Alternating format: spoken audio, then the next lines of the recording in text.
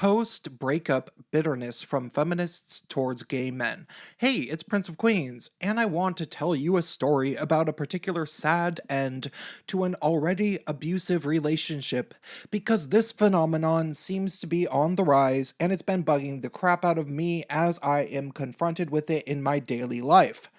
Obviously, this is something that I've talked about in numerous videos, most in depth in relation to history in my video that's called Feminism and the Radical Fairies Part 1 Incompatibility, but I figured I should talk about it in the abstract. Before I get into this, I want people to keep in mind that nobody really inherently likes gay men all that much, including other gay men, and certainly not really lesbians. This isn't to say that there aren't countless people who love several gay men as individuals and might even love gay culture and nightlife. But when I say I don't think many people really like gay men that much, what I mean is that we are a population that doesn't form families, at least not organically, and is missing a probable majority of our elders due to the AIDS epidemic of the 1980s and 1990s. Had we not lost countless gay artists, writers, musicians, leaders, and gay guys who were just generally good people, we might have had better examples to show anybody who might want to know about the valuable contributions to society that gay men have offered throughout the years.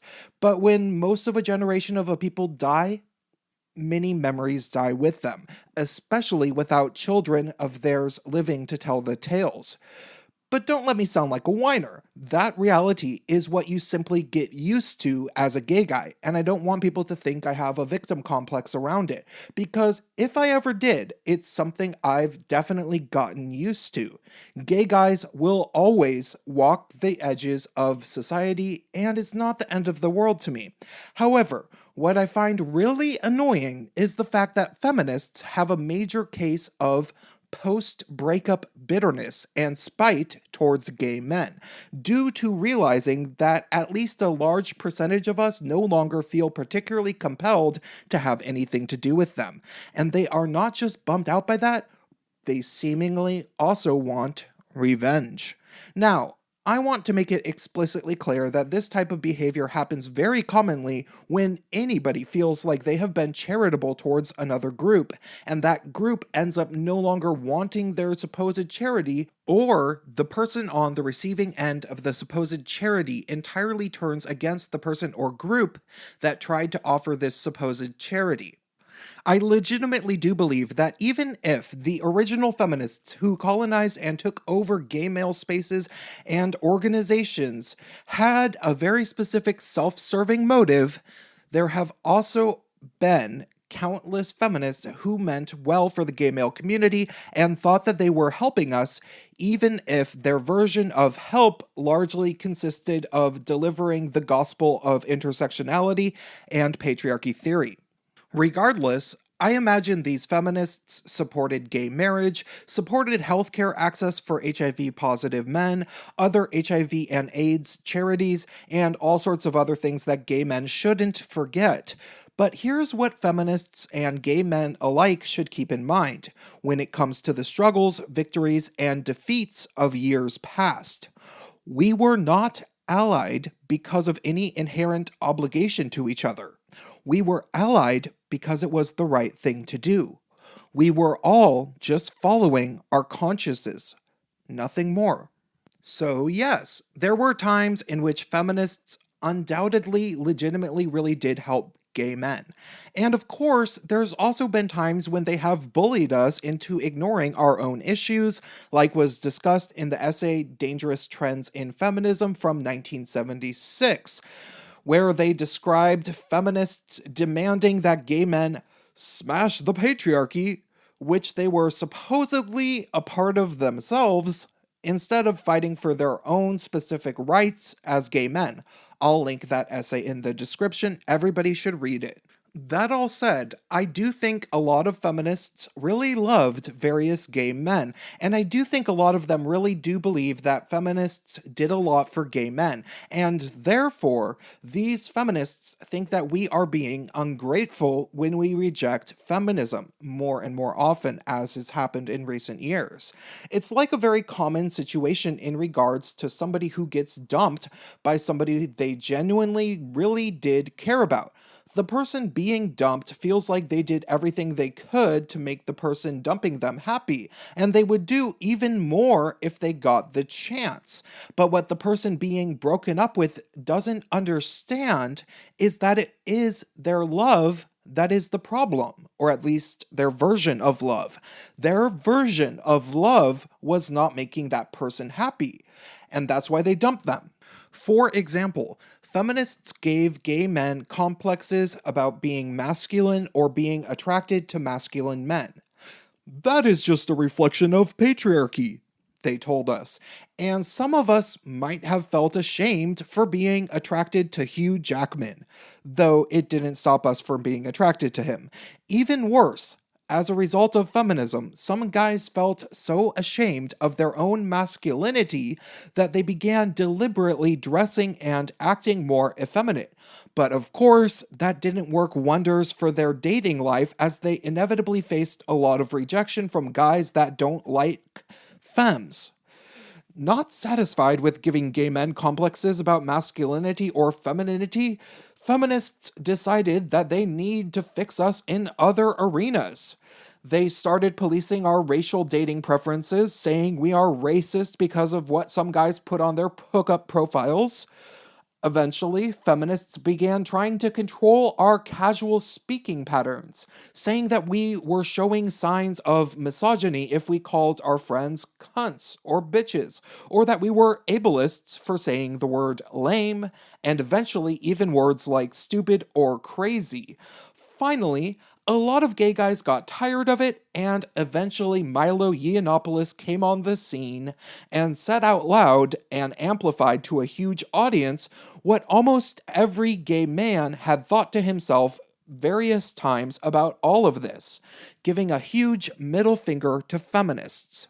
But of course, most gay men didn't even know who Milo Yiannopoulos was up until late 2016, as most of the people who knew about him were straight guys, occasionally the stray non-feminist woman, and then a whole heap of feminists who were Milo Yiannopoulos haters. At which point, many feminists probably saw what Milo was saying and worried that the gay guys in their life might be thinking what he was saying out loud. Because, in all honesty, Milo was very commonly just stating the obvious. And so, just like an insecure girlfriend worried that her boyfriend might not be wholeheartedly in love with her anymore, she began a preemptive inquisition. Feminists began bashing Milo publicly as a gay traitor and some sort of an Uncle Tom, implying, obviously, that the real gay guys that they knew clearly didn't think like Milo. Feminists knew lots of gays, of course, and the nice, obedient gay guys in their lives that they had on their Facebook friend list would never call women fat publicly, right? That added insult to injury, of course, as such moves in relationships are never good ideas. Instead of addressing Milo's and other people in the quote unquote manosphere's issues with feminism head on, the feminists basically just went into denial about the fact that these issues even existed, demonizing anybody who even acknowledged that they did, in fact, exist. All the while assuming that Milo was the only gay guy that thought this way. After a while, it became more and more clear that Milo's cultural team was winning the argument, and the beginning of the end of fourth wave feminism was drafted and is currently being carried out. And feminists are looking anywhere and everywhere about who to blame. Some blame quote unquote fake news, some blame Gamergate, and some blame Milo Yiannopoulos himself. Almost none of them aside from maybe Lacey Green, have even considered thinking about partially being responsible for what happened.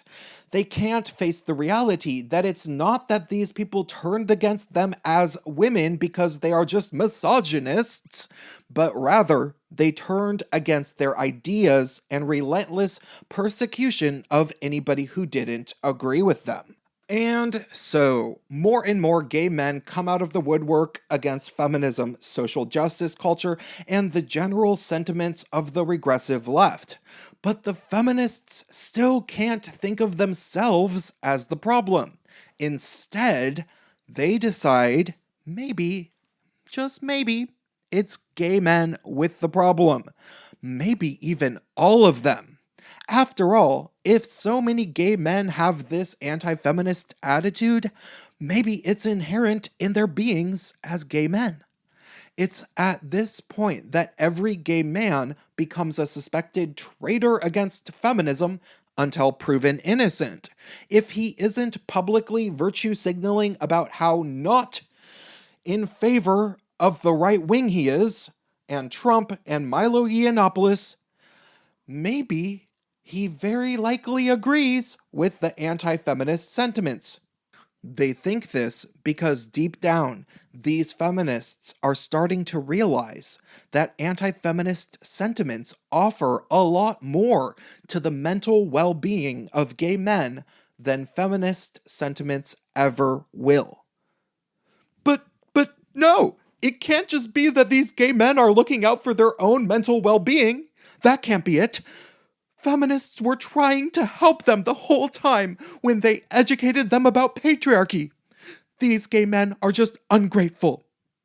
Maybe is that they think vaginas are disgusting. Is that it? Do they just think vaginas are gross and icky? Maybe they all have mommy issues and they hate their mothers. Or maybe it's just that they expect every woman to be their mothers. Or maybe it's just that all the gay white guys are racist. When in doubt, call people racists. At the end, like any breakup, the only way for somebody to reconcile that they were the one with the problem is by demonizing the person who dumped them and genuinely convincing themselves that they dislike their ex. Feminists would never say that they hate gay men to somebody's face, of course, but I challenge you. Next time you talk to a feminist, ask her what she thinks about gay men. Then, what she thinks about white gay men. And then maybe what she thinks about gay white men who like Milo Yiannopoulos. Then, just sit back and don't interrupt her. Her true feelings will come out in time. Drop me a comment, hit that bell button so you don't get unsubscribed from my channel, if that even works. Apparently it doesn't, according to some of my audience that has been unsubscribed anyway. And stay tuned.